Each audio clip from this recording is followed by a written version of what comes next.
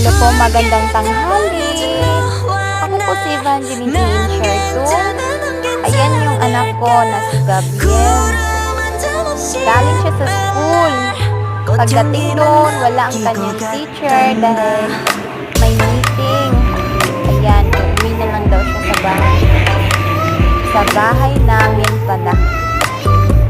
Ayan. Nagmuni-muni lang siya. Yung nakita niya ng bahay.